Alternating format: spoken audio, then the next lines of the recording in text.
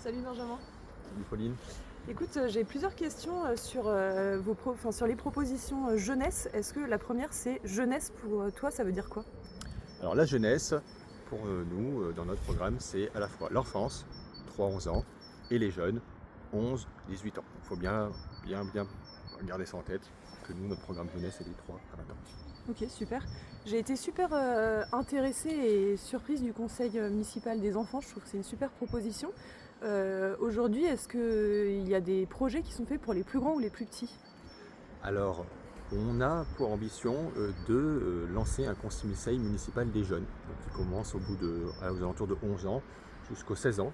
C'est la continuité du conseil municipal des enfants qui s'arrête en 6e. D'ailleurs, c'était une demande aussi des anciens élus qui auraient aimé continuer dans cette lancée. Et cette instance permettra effectivement d'impliquer cette tranche d'âge dans la vie municipale.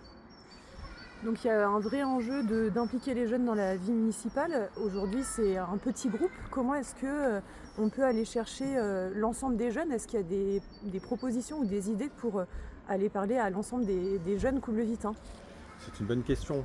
Les jeunes, on doit les accompagner. On ne doit pas faire à leur place.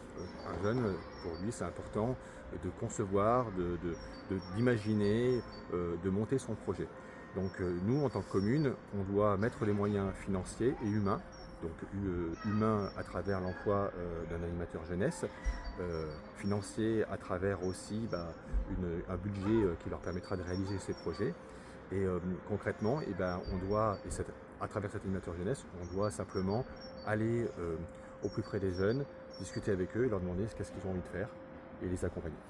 Ok, super intéressant. Donc si je comprends bien, l'idée aujourd'hui, c'est de proposer aux jeunes, à l'aide d'une personne qui les accompagne, une enveloppe avec c'est quoi vos idées et comment est-ce qu'on peut vous aider à les réaliser en fonction de vos projets et de vos envies. Oui, c'est exactement ça. Ça peut être à la fois aussi un accompagnement pour mettre en place des équipements sportifs dédiés aux jeunes, parce qu'on voit bien qu'aujourd'hui, ils n'ont pas forcément d'endroit, de lieu de vie où ils peuvent se regrouper, à la fois peut-être pour jouer au foot, mais aussi pour se mettre au chaud, discuter, jouer aux cartes, jouer aux jeux de société, jouer aux jeux de rôle, etc. etc. Tout à l'heure, tu me parlais des plus jeunes. Est-ce que dans votre projet, dans le projet qui est porté aujourd'hui, il y a des propositions concrètes qui sont faites pour les plus jeunes qui sont moins en capacité décisionnaire et d'envie? Oui, on a déjà beaucoup travaillé sur l'aspect 3-11 ans dans l'ancien, les 6 dernières années. Par contre, l'idée, c'est pas d'arrêter, hein, c'est de continuer, de renforcer.